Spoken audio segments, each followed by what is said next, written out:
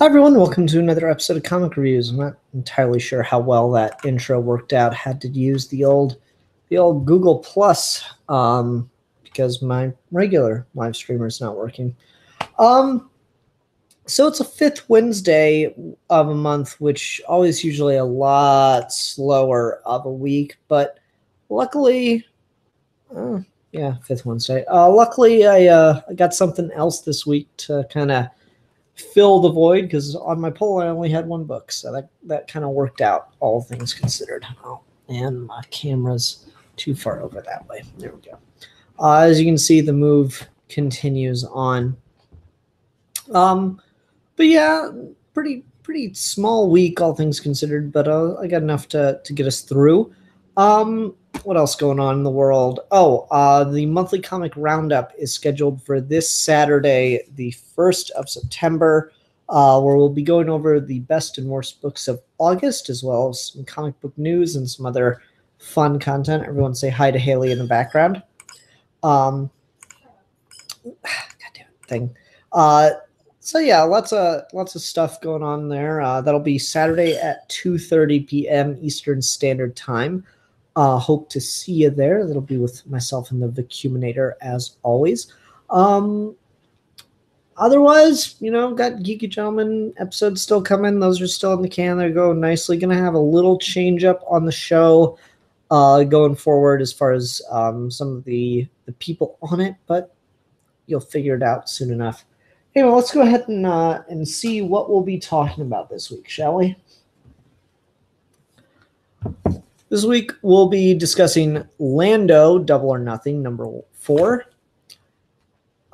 Looney Tune DC, Harley Quinn and Gossamer, number 1. Catwoman and Sylvester and Tweety, or Tweety and Sylvester, number 1. Lex Luthor and Porky Pig, number 1. Daffy Duck and the Joker, number 1. And for Trade Talk, we'll be talking about Aliens Dead Orbit. So, all kinds of variety on this show. That's what we got. It's a very loony week. So yeah, like I said, I only had one book on my poll this week, but luckily DC decided to put out all the Looney Tunes books in 1 week. I walked into the store and I saw all of them were up on the stands at the same time. I'm like, oh, this is gonna hurt. So I grabbed all 4. I was like, okay, got a poll list. And he goes and gets me one book. I'm like, thank God. That was about to be super painful. But anyway, let's go ahead and get into it. We'll start with our non-Looney Tunes regular issue book for the week, and that is Star Wars Lando, Double or Nothing, number 4. This issue felt, I don't know, a little bit spinning its wheels, kinda. So like, the last issue left off with Lando and L3 flying away from some TIE fighters. So we start the issue and they get out of that situation in 2 pages. Nice, efficient, cool. Is it 2 or is it 3 pages? 1, 2. 2 pages. Great paced storytelling. And then it's just Lando breaking into the same place he just got out of, or something like that, breaking into the place that he was supposed to be in the first place, I guess. I don't know, just like he breaks in and he talks to these people that hired him to smuggle weapons so they can have a slave revolt, and he has to inspire a slave revolt, and then he goes back to the Millennium Falcon to get the weapons, and we end the issue as they begin the revolt. And I'm like, it's literally got backtracking in it. And so from a pacing side of things, it's kind of boring. That's poor pacing, if nothing else. I'll say I really like the characterization. I think Lando's characterized well. I think L3's characterized well. I even like some of the side characters here. But ultimately, I don't know. I just feel like he could have just carried the weapons in or gotten just it seemed like, okay, I'm going to go through the sewers to get there. I'm going to fight some spider monsters along the way, and then we're going to go through the sewers to get back, and then we're going to go through the sewers again to get back with the weapons this time. I don't know, maybe it's realistic, but it just feels a little like a waste of pacing to kind of pad out the issue, and that's unfortunate. That's something I have, I guess, more patience for in a trade, but 4 months on this book now, and not a lot's happened, and it just feels kind of boring. Who's writing this? Barnes.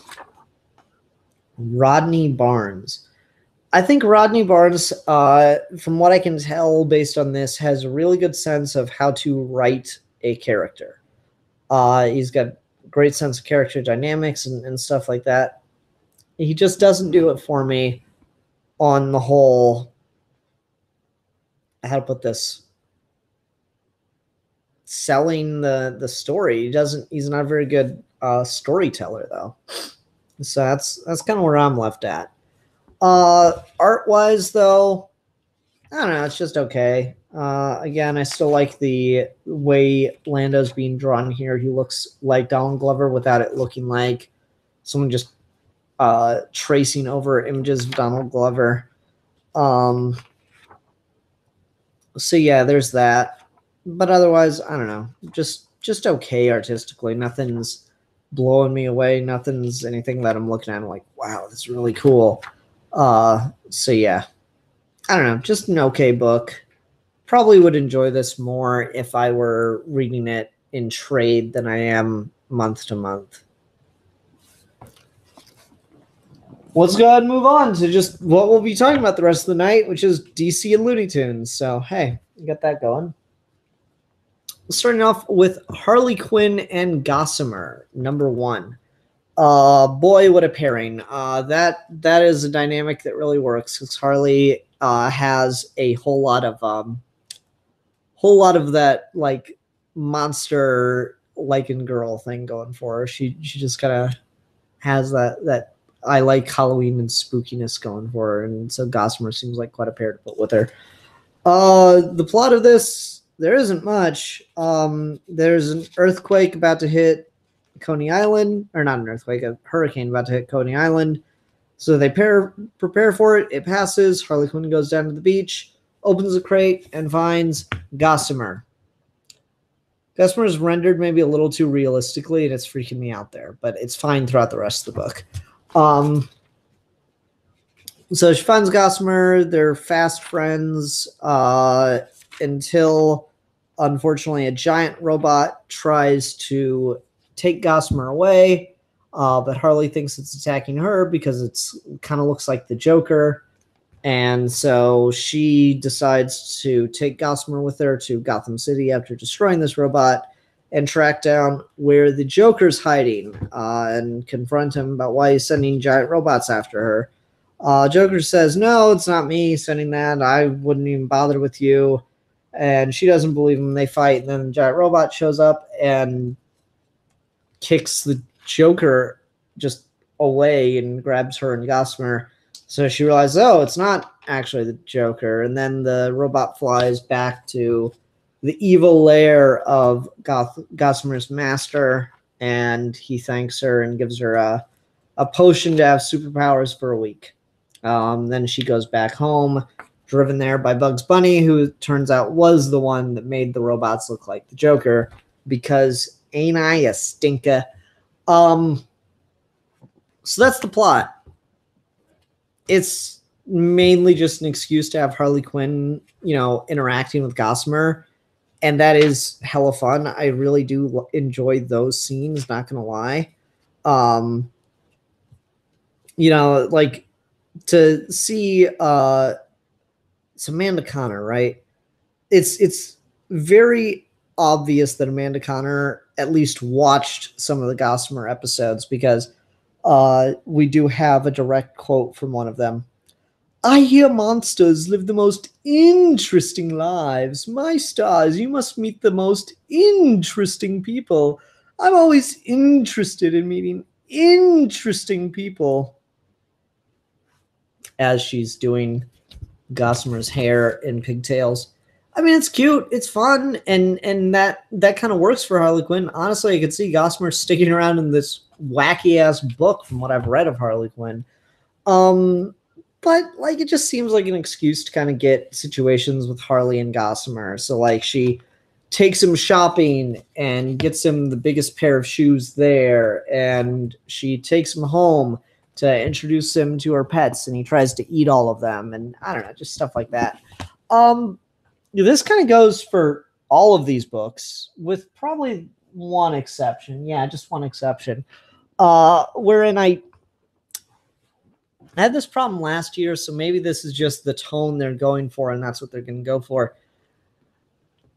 I don't know how comfortable I am with the Looney Tunes being used in such an adult, a blatant adult manner. There were always jokes that were more for adults than kids in Looney Tunes, but the fact of the matter is those jokes went completely over the kid's head, and I'm not entirely sure how much of this would really go over a kid's head, to be perfectly honest. A lot of this seems pretty damn on the nose. Like in the beginning of the book, Ivy's there, and Harley's trying to convince her to stay throughout the hurricane so that they can fuck. Hey, are you sure you can't just call someone and take care of your blah, blah, blah, blah. Oh, come on, Ivy. I'm going to be so lonely, Harley. I can't cuddle with the cell phone, Harley. The power's going to go out and I'm afraid of the dark. Harley, needy is not sexy. I don't know. Just there's stuff like that. And then there's like, as Ivy leaves, okay, stay safe and I'll see you soon, Peanut. You can video chat me anytime. Oh, all right. But it ain't the same as having you here to perfect my poor helpless hiney, or protect my poor helpless hiney. Oh, stop. Your hiney is anything but helpless. I'll see you in a few weeks for our spa weekend. Sorry, folks. That adventure is totally Black Label material. Just stuff like that. It's a little like on the nose, first of all. And just, I don't know. It's not clever. And this certainly isn't a book aimed at kids, but I can't help but feel like a kid's going to read this. And I don't know, just some of it's going to be pretty blatant. And so I don't quite like that tone, but to be fair, it was the same tone a lot of the books used last time. So I don't really know what I could expect from it besides that. But there's quite a bit of that just throughout here. You even at one point see Harley and Ivy in the shower together, and so just some of that's just a little too blatant and less than kid friendly, certainly.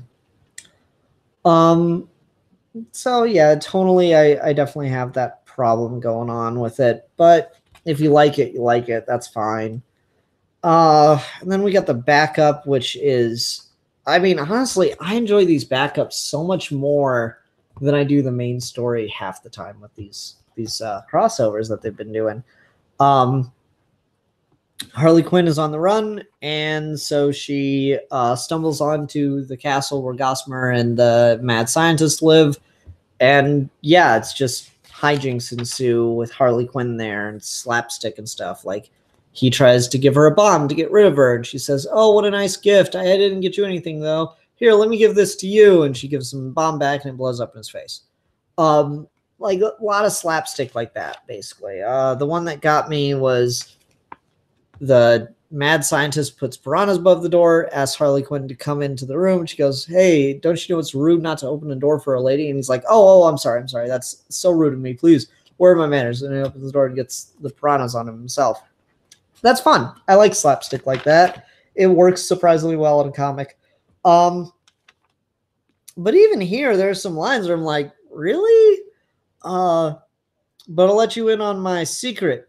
You gotta make them laugh. Nothing is more attractive than a sense of humor. And a leather bustier, of course. Just maybe I'm looking back too much with rose-colored glasses, but some of this stuff just seems a little too on the nose and a little too blatant for Looney Tunes, in my opinion. Although I hope he's forgiven me for dating all his monster men that time.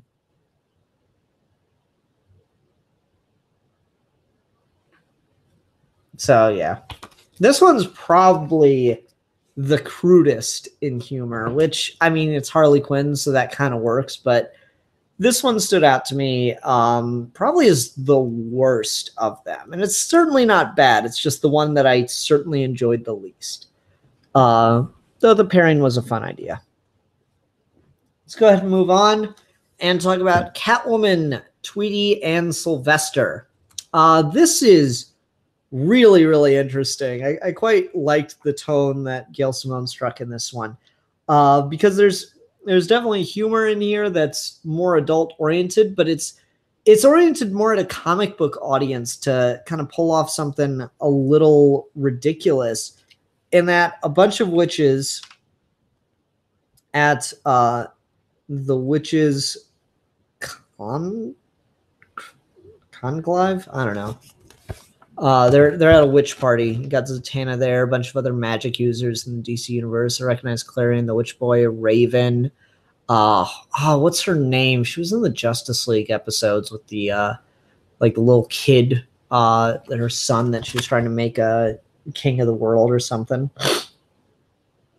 Recognizing a lot of them. Felix Faust is there. So we got three witches having a debate about which is the better familiar, a bird or a cat. And so they decide to have a reality warping bet and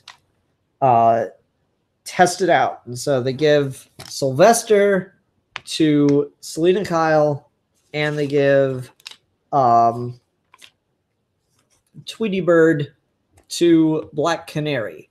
And the stakes are thus: if Sylvester eats Tweety Bird, then all birds in existence, including anyone that just has a bird as a moniker, so like Black Canary, the birds of prey, Robin, anyone who has a bird as a moniker will cease to exist along with the birds. And if Tweety survives, the same thing that will happen to anyone with a cat for a moniker.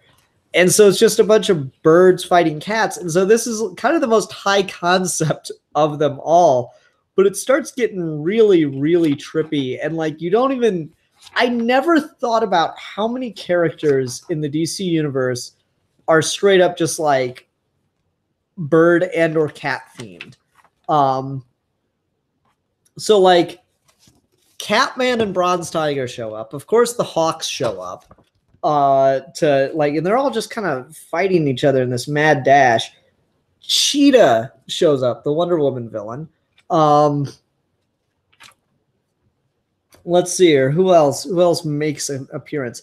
Starfire shows up because, and I quote, her name is Starfire, and she's descended from cats. So apparently Starfire is a battle cat, or no, a Thundercat. So take that how you will. Starfire shows up, but don't worry, there's someone to counter her, also from the Teen Titans. Raven's there, and then it just keeps getting crazier. Then Black Cat shows up, and he and Black Canary kind of have a heartfelt moment, and then it's just fucking chaos. It's just ridiculous. I don't even know who half these people are.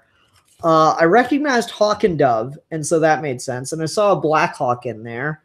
I see a Talon, and I see Tim Drake, Red Robin. I don't know who the fuck some of these people are. Oh, Dexstar made it. That's cool. The Penguin's there. Man, this is a pain. Sparky the Super Cat. I don't know half these people though. So then, just as it's all about to go wrong, Clarion the Witch Boy shows up, tells them who's doing all this, and so everyone shows up and beats up the witches. Now they're all living together in peace. Sylvester went to live with Black Canary, and Tweety's now Selena Kyle's sidekick. That's cute. It's fun. This is the most high concept one. This is the one where, while there's certainly humor that's more adult in tone, the entire premise is much more high concept, much more generalized, and it just works a lot better. I feel like this works a lot better tonally. It takes the dynamic of Looney Tunes, which is like, it's a classic idea, the idea of a cat chasing a bird. And of course, they're both house pets. It's this really classic kind of iconic idea. And then Looney Tunes, of course, ramps it up to 11 with crazy physics and tune physics and all that stuff. And then the idea to take that to comic books and have cat-themed characters fighting bird-themed characters just seems really, really like much better in terms of how to translate like a Looney Tune dynamic to the DC universe, as opposed to Gossamer and dirty Harley Quinn, Poison Ivy fucking jokes. So I appreciated that quite a bit more than I did the last issue. I'm not sure if it's my favorite, might not be, but it's definitely the most high concept of them. That's actually still very much a Looney Tunes story, and like this. All right, so this is a Harley Quinn story with Gossamer in it. This is a Lex Luthor story. This is just kind of... this one I have a harder time really pegging down on anything, but I'm going to say it's more of a Batman classic Joker style story. This one is the most where it's blending the two universes and making it work to its advantage. This is the one where it's doing the most well, I feel. Then the backup's pretty simple. Catwoman and Sylvester separately are spying on Granny's apartment. Sylvester for Tweety Bird, obviously. Catwoman for Granny's precious valuables. They both sneak in at the same time to try to catch Tweety or try to do the thing. They get knocked out at the same time. Then they team up since they have similar goals and try to take on Tweety together. But Tweety, of course, being Tweety Bird, outsmarts them as you do and saves the day. Along with help from Conan O'Burden and Black Canary. So that was cute. Anyway, yeah. So Tweety learns the canary cry, and that's how Tweety's able to defeat Sylvester and Selena. That's fun. I like that. Otherwise, yeah, it's pretty good, pretty fun. Out of any of them, I think this is the one that it's doing the most of what you want it to do. I'll say that. It's not necessarily the best, but it is definitely the one when you hear DC meets Looney Tunes, I think this is the exact thing that you want to be reading. This is the right tone. At least for me it is, and I feel like that's really good, that it strikes a really good tone, generally speaking. Zorro Fan Productions here. He says, hey Zorro Fan Productions. Nice to have you. Oh, man, this moving thing. I don't have much of an audience tonight, and I see that DC is streaming live about the DC Universe streaming app, so I imagine that's part of the reason I don't. I ended up getting that, by the way. I couldn't resist. So we'll see how that goes. I might end up having to do some comics reviews digitally or something, which will be nice on the old wallet. How's everyone doing out there? Good? I hope so. I always hope so. Alrighty. Well, let's go ahead and move along and talk about Lex Luthor, Porky Pig, #1. Okay. I said it. This is most definitely a Lex Luthor story. Like Porky Pig is in here. Porky Pig is narrating this, but it is 100% a Lex Luthor story.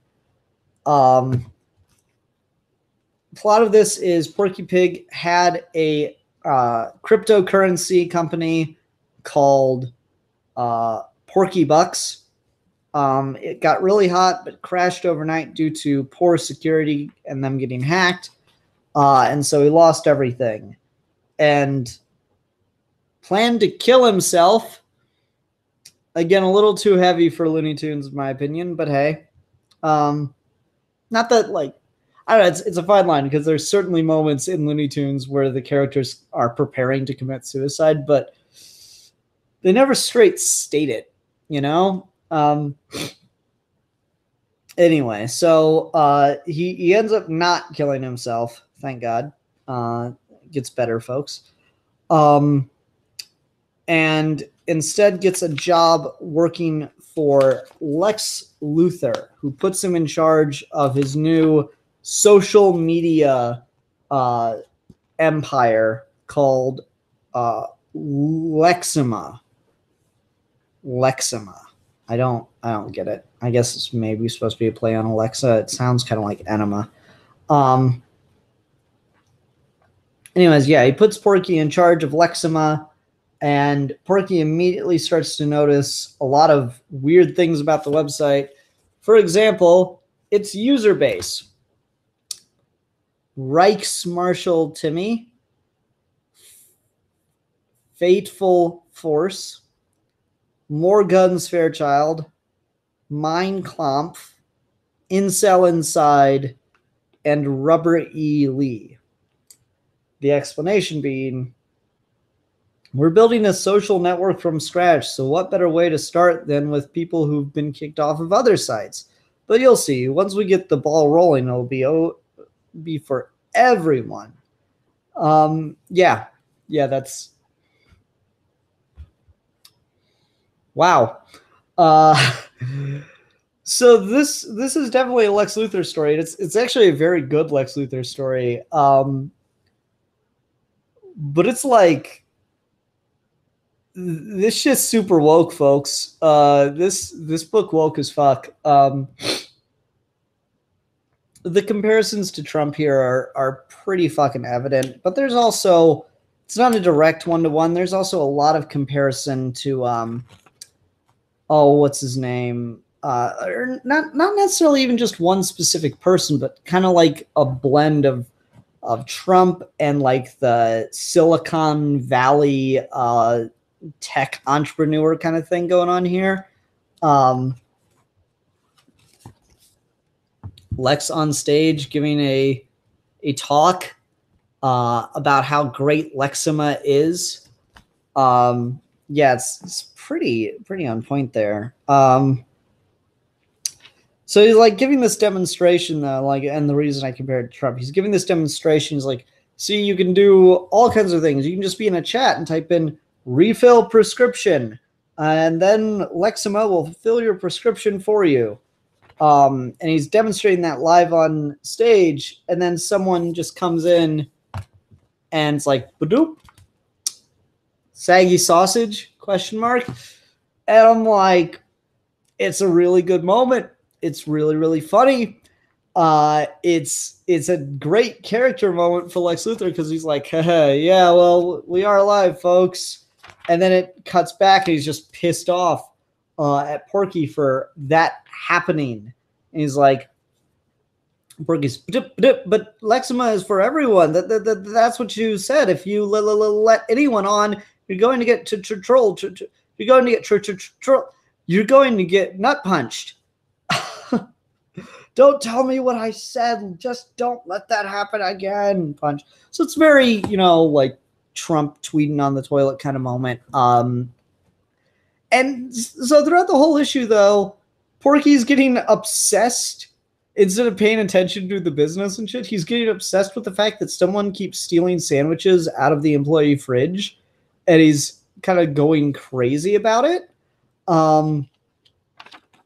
And it's at this point that Lex reveals his evil plan, that he didn't get into social media for the millions of dollars. He didn't get into social media for any kind of direct monetary gain or prestige. He got into social media because that way he could get people's passwords. When you think about it, that's like the most Lex Luthor plan ever. Build a multi-million-dollar corporation just to get dirt on someone or multiple someone's. So yeah, he used it to build a backdoor and get people access to people's passwords. Because how many of us actually use a different password for every website we go on to? That's pretty fucking brilliantly evil, I gotta say. And then when Congress finds out about this and call him to the Hill for a congressional review, he, of course, says yes, and someone should pay for that. Unfortunately, I trusted someone who had a business and it fell through, and I thought they would have learned from that, and I'm a sucker for second chances. So Porky Pig went to prison as a patsy for Lex Luthor. Lex Luthor set him up as his fall guy. And all Porky has left is his story to tell about what Lex Luthor did to him. 100% dead fucking serious right now. If you remove Porky Pig from this story, just put in some normal folks,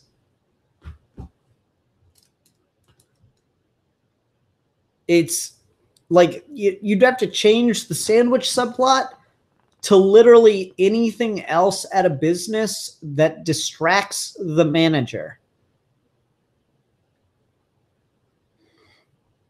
Like what I like about this though is the employees all know who's stealing their fucking sandwiches from the fridge. It's Lex Luthor. So like the example there is really fucking silly and stupid and simplistic, but it's so damn perfect. And ultimately, once Porky knows that it's Lex Luthor, he has no other choice than to blame it all on the janitor and fire the minority, which seems to make everyone happy. Everybody knew that Lex was the one who'd been stealing from them, but unable to do anything about him, we blamed the immigrant. Strangely, that seemed to satisfy them. They all went back to work as if nothing had happened.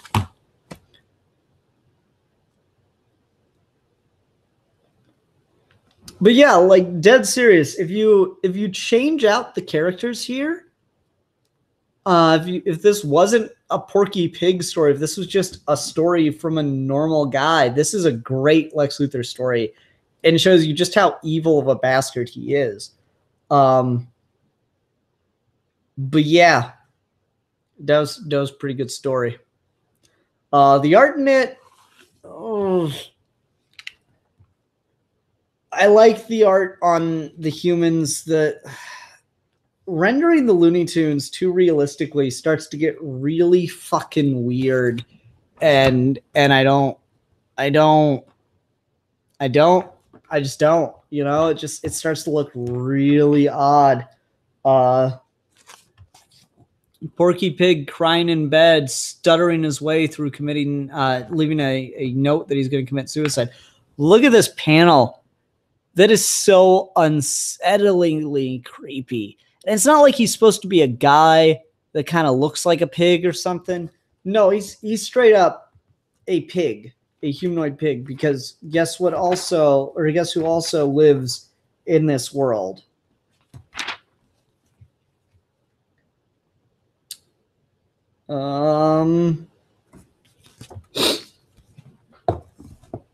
Daffy Duck.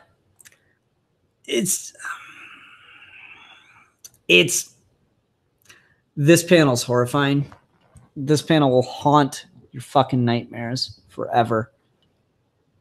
Oh, that's creepy. Yeah, so I don't love the art in here. I feel the choice to render everyone so realistically, including the Looney Tunes characters, is just a weird choice. And again, it just comes from the fact that I feel like this was a Lex Luthor story before it was a Porky story. So it's a really, really good Lex Luthor story. It's weird as shit to read this with Porky in there, as far as like the art and stuff. It's very distracting, but it's really, really good Lex Luthor story. The backup was kind of fun as well. Porky's an office supply salesman, and he goes to sell office supplies to LexCorp. Lex, being the type that uses his business as a ploy to kill aliens, assumes that everything Porky is selling him is some kind of weapon in disguise to kill aliens, and then can't resist the urge to show off and try to kill Superman in front of Porky Pig. But Porky foils his plan by dropping a paperclip into one of his doomsday devices, and that allows Superman to save the day.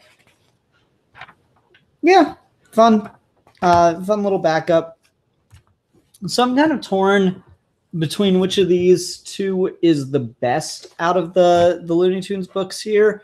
It's definitely between these two. I still like the Joker Daffy one, but I'll get to that in a sec. But it's definitely between these two, and I'm having a hard time. I'll have to think about that a little bit more. I might even have to reread them. But yeah, just tune in for the monthly comic roundup, and you'll definitely get my my choice at that point. All right, let's go ahead and move on to the last single issue of the week. And talk about Daffy Duck and the Joker, #1. I had to spring for the variant cover here. One, of course, because it didn't cost any more. But two, it's the Joker in a straitjacket, and I love the Joker in a straitjacket. It's my aesthetic, man. So I really like how this issue opens, and it's great to see Brett Booth's art. I've never seen Brett Booth draw the Joker before, and he does a really good job of it. So we got the opening of this issue with the Joker doing stand-up in a comedy club and telling like kind of really bad jokes. So a bat and a bird walk into a bar. No, wait. The bird was already beaten to death with a crowbar. So a bat walks into a bar. The bartender says, "We don't serve your type in here." The bat says, "You don't?" The bartender replies, "Na na na na na na na na na na na na na na na." I've seen this guy up close. Batman is scary. How scary is he? He's so scary the IRS sends him money. Gotham City, not the funniest place in the world. And then you realize that all the people laughing at Joker's jokes are in fact gassed and dead already, and his henchmen are holding up boombox with a laugh track. Yeah, that's good. That's a good one. I like that. That's a great Joker scene right there. They escape the comedy club before Batman gets there and can attack.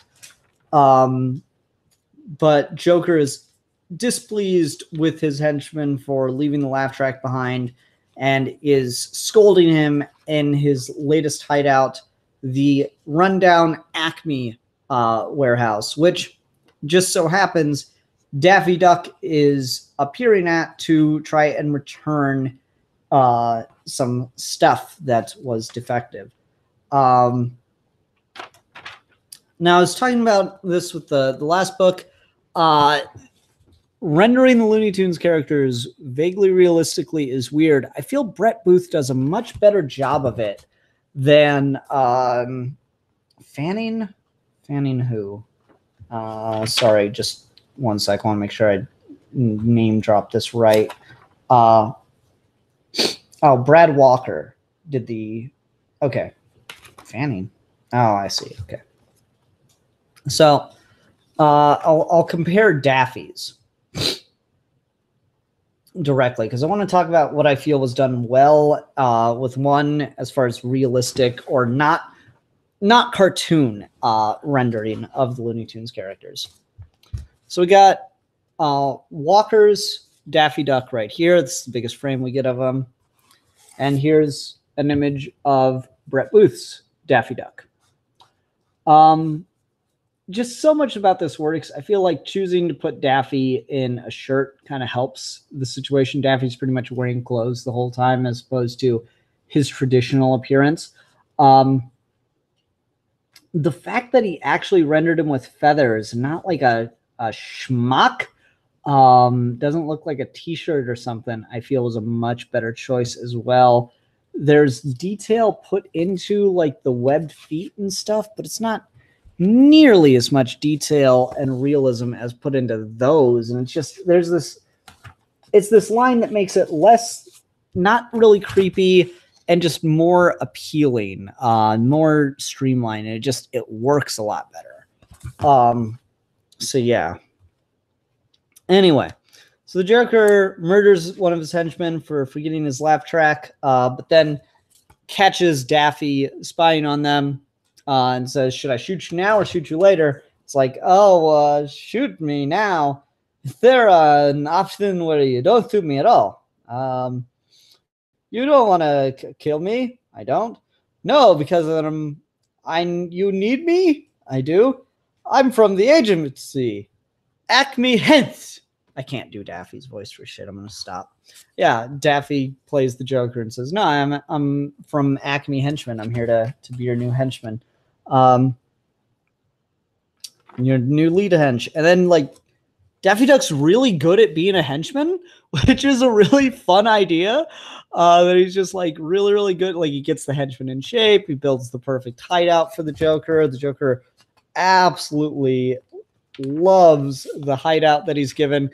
I love that it's like a reverse Batcave. That's really cool. We even got a dinosaur in there. That's pretty fun. I love the detail. Brett Booth does this stuff great. He did my favorite Larfleeze story, which is the Christmas special. And like, looking at Joker's like dream hideout here, it reminds me of that like opening page in the Larfleeze comic where you've got the Christmas tree that is just loaded with ornaments that are not even actual ornaments, just things Larfleeze found and put on the tree, up to and including a bowling ball and a kitchen sink. Literally a kitchen sink. Everything is there, and the kitchen sink. So I really like that. And it just reminds me of this. There's so much detail here. And that's what I really love about Brett Booth is he is not the guy that skimps on the background detail. He loves throwing that stuff in there. So we've got like this chair that looks like a jester's hat. We've got robot dinosaur. We've got clowns with Batman masks in the shape of skulls on.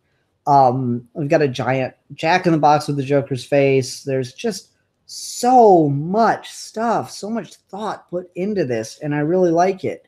There's a flaming pit beneath his throne with a skeleton in it that looks like it's laughing. Just everything about this is awesome. And so Joker's immediately in love with it and says, "Okay, Daffy, move on to my next plan." And I love the way Brett Booth drew the plan here, wherein Joker's penciled in his plan to steal money from rich people, nice and general kind of thing. And then Daffy realizes, oh no, this guy's crazy. I can't do this. So he finds a way to disrupt the plan. But just, my word, Brett Booth. Brett Booth is the highlight of this book. So as much as I like the Sylvester and Tweety and the Lex Luthor and Porky Pig, no one does a better job on art here than Brett Booth does in the Joker and Daffy book. My God, it's just absolutely amazing work here. The way he draws the Joker, he's just so expressive and big on the page. It's super enjoyable. Like, he just gives them these spreads like he's a superhero. You don't usually get Joker art like this. He's usually so like in the corner and getting punched and stuff. And to have Joker be a big spread action kind of style panel is really, really cool. So we get a lot of really great stuff here that I quite like. Also, just design-wise, Joker with like John Lennon style little tiny glasses is cool. But yeah, Daffy ends up spoiling his plan through hijinks and incompetence. And Batman shows up and saves the day, and then talks about how he clearly had help from a duck which makes sense since they're easily led and pretty stupid, and that pisses Daffy off enough that he comes out of hiding and starts yelling at Batman, which, of course, was Batman's plan. And he gets taken away to Arkham Asylum along with the Joker. So, again, just can't rave enough about Brett Booth's here. Brett Booth's art here. God, the Joker in a straitjacket, carted away to Arkham Asylum. Batman in the background, that's so great. Daffy in the corner makes it weird, but I still love it.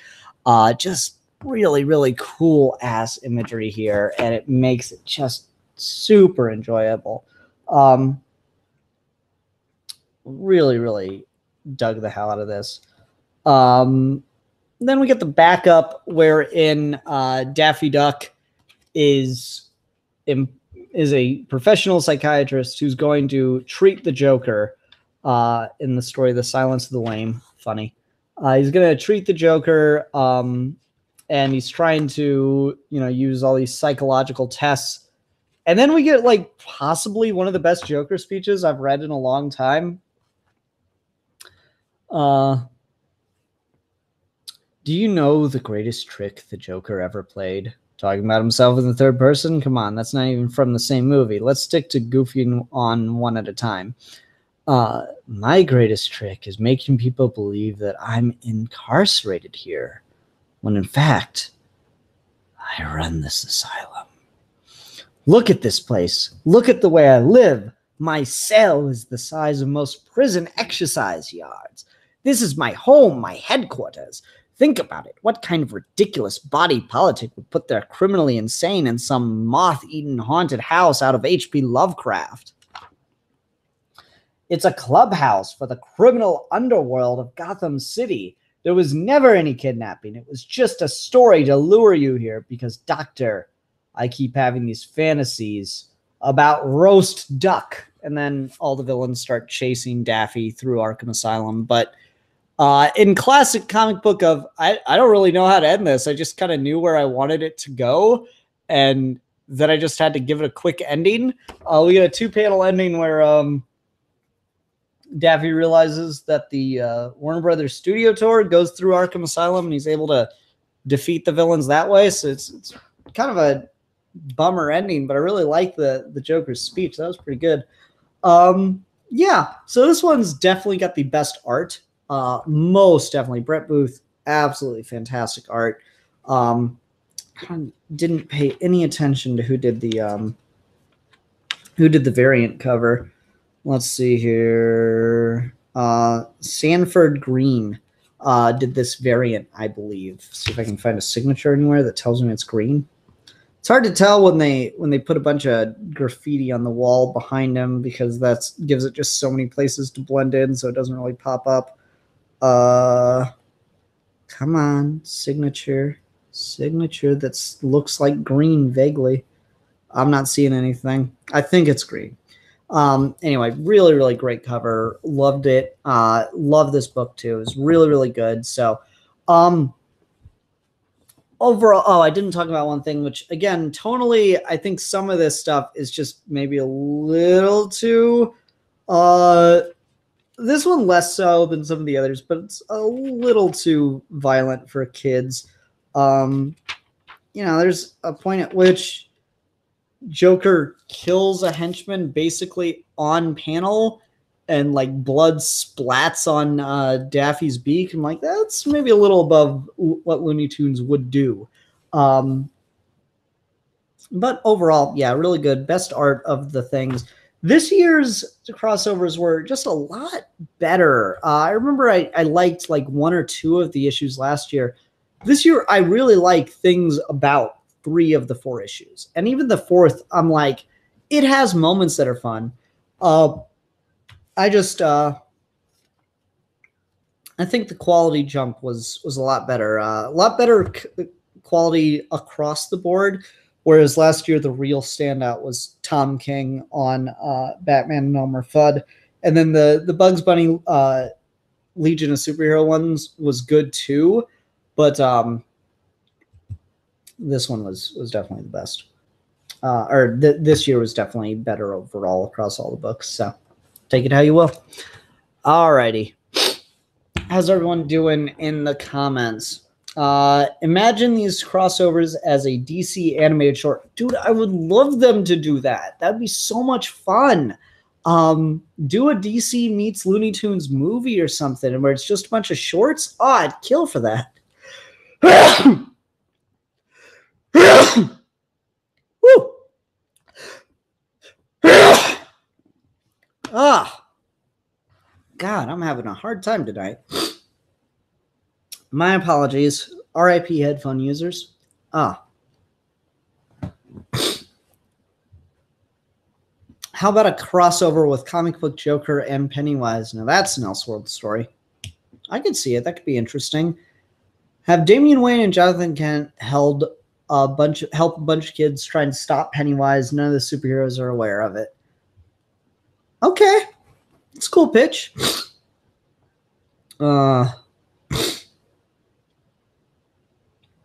All right, just a bunch of pitching on what a Pennywise DC crossover would be. That's cool. All righty. Well, I'm going to move on to trade talk, so sorry to interact with the audience for a whole 10 seconds, but here I am again, back to the grind, as it were. Trying to recover from my sneeze for just a second, though. All right, let's go ahead and go on and trade talk. Philip Kelton's here, so he's going to be very pleased. Let's talk about Aliens Dead Orbit. Hi, everyone. Welcome to another episode of Trade Talk. We're talking about Aliens Dead Orbit this time. This is by James Stokoe. I believe that's how you say his name. Apologies if it's wrong. So I quite liked James Stokoe's Godzilla Half-Century War. I thought that was probably the best Godzilla thing I've ever read or seen. Period, hands down, bar none. And so when I saw that he was on an Aliens book, I'm like, oh, cool. Yeah, that's great. And of course, he's writing and drawing it himself too, which is really cool as well. So I was really excited for this. But I'm going to be honest right off the bat, he lost me somewhere along the line. And that's unfortunate. So Aliens Dead Orbit, like, even though I got lost in some of the details, I'll tell you, it's not like a really big, exciting alien story. It is very much a return to the first Alien movie, where it's, you know, the same concept. They're stuck on a spaceship, space station still, with the xenomorphs. And this time we have plural. This crew of this space station is just dealing with you know, a rogue spaceship that's kind of a piece of crap floating around the galaxy. They go over to it to try to, you know, see if there are any survivors on board, blah, blah, blah, blah. Something terrible happens, and, like, the survivors get burnt, like, awfully. And so they immediately got to bring them back to their ship for medical attention. And it's about at this point where it loses me, which it's not a great sign. It starts to do things, and I start to lose comprehension on the sequence of events. So that's a problem. But man, if the art here is not absolutely perfect for a horror comic, that I was very, very pleased with. The artistic gore and just holy shit is really good there. So we got our main character, Wasi, who I think it's supposed to be Wasi. Goes down one of the shafts on the station, I think. Or no, that goes on down one of the shafts on the ship, and has an encounter with the xenomorph. Freaks out. He's got to get away from the coolant. He drops his toolkit or something. The xenomorph shows up, and that's like the first big reveal we get of them. Then the next chapter begins, and he's running away from the xenomorph. and he gets, kind of to safety, as it were. Then the crew tries to figure out what to do about the survivors that are so horrifically mangled. And again, wow, that's really, really freaky to look at. The crew tries to figure out what to do about them when we realize that they've been infected with chest bursters. So xenomorphs pop out and kind of run off, just like in the first Alien. And then things start to go in a really weird direction. Because I'm pretty sure this is Wasi. And the reason I keep saying I'm pretty sure is because he kind of looks like Rook, and this is where things start to really, really confuse me. So Wasi, I think, goes back to get the medical kit that he dropped, or the parts kit that he dropped. And important art detail in this panel, he straps it to himself, I think with gauze. And then while he's in the middle of doing that, the airlock on the ship breaks and he barely survives before he can get the bulkhead closed. But due to the loss of pressure, the life support takes a minute to reboot back up. And in that time, he passes out. We get a page flip. And the implication here is pretty clear to me that the xenomorphs have taken him while he's passed out. And he wakes up in a nest. I feel that's pretty solid. And again, the artwork here, absolutely phenomenal. Really, really freaky looking. Just, it's so good. I love the use of color here. The reds in there and how the xenomorphs stand out because of it. That's really, really cool stuff. Anyway. So, like, he passes out, and then he looks over and sees the captain of the ship, and then we flash back to the captain getting taken. And Wasi was there. And this is where I start to get really confused. Because if that's not Wasi, then it's Rook. But, like, I don't know who that's supposed to be, because as the story goes on, it seems like it's got to be Wasi because he seems so aware of everything that's happening here. Like, there's this moment where the characters remaining after the captain was taken are talking about what to do next, and this guy's that looks like Wasi is lighting a cigarette, and he's like, yeah, and they even call him Wasi, and he says, I've got a plan, and we're going to do this, blah, blah, blah, blah. And then there's just this whole sequence of events that happen that lead to their escape pod getting destroyed and another member of the crew dying. And just, I don't know, I start to really lose a sense of what's happening here. The escape pod gets destroyed. Blah, blah, blah, blah, blah. Wasi is like holding his head in this panel, and then it goes back to him in the nest, which makes it seem like he's remembering all this. But this all takes place, at least for me, after the fact of him getting taken by the xenomorphs. So I really don't know the sequence of events here. I have a really hard time figuring this out. Anyway, we go back to the present, as it were. He's able to get out of the nest and climb to safety. But the xenomorphs start killing all of his crewmates, and it's just him kind of racing against the clock trying to get away. And then it gets extra confusing because we have sequences of panels that take place in the present and the past with no proper panel break between them.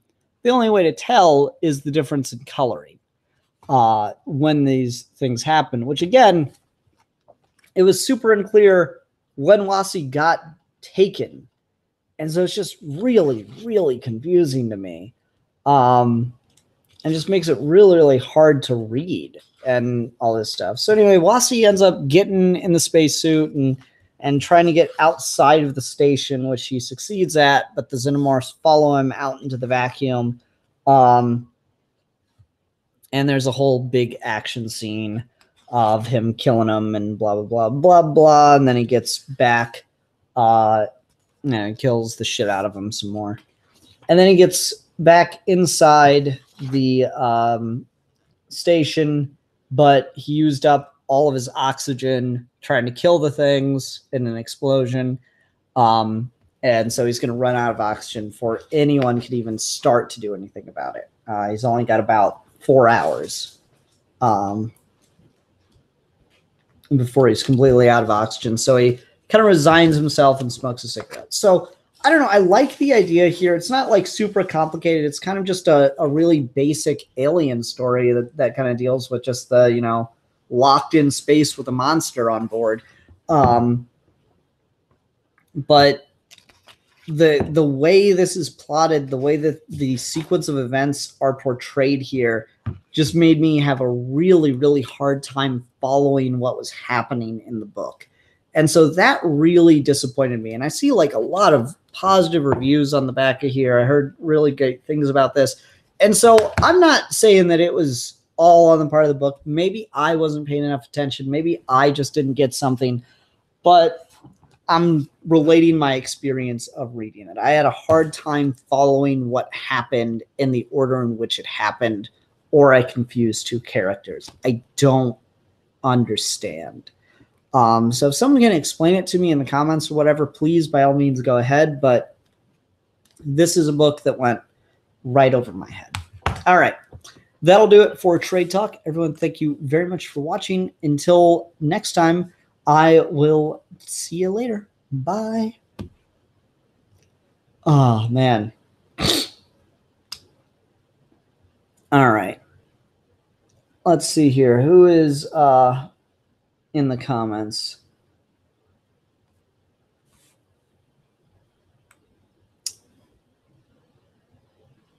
All right. Stokes. Yep, Stokes wrote it. I stopped reading Aliens and Predator comics when I read Alien vs. Predator, Deadliest of the Species. I really don't like that comic, but it was a very long time ago. I like some of the Predator stuff. Predator Hunters was a fun book. Phil Kelton doesn't, or no, Zorro Fan Production just doesn't like Deadliest of the Species either. Yeah, Philip Kelton, the art by Stoke is absolutely amazing. Ian, you should give the old Predator and Alien comic book a look. I think you will enjoy Predator Concrete Jungle. Probably not as much as I enjoy Predator Concrete Jungle, the game. Ian is reading an Alien comic. Game over, man. Game over, right? Right? Oh, well. So, yeah. Pretty good quick week, though. I had a fun time. Hope everyone enjoyed watching. Until next time, though, I'm just going to have to see ya. Bye, folks.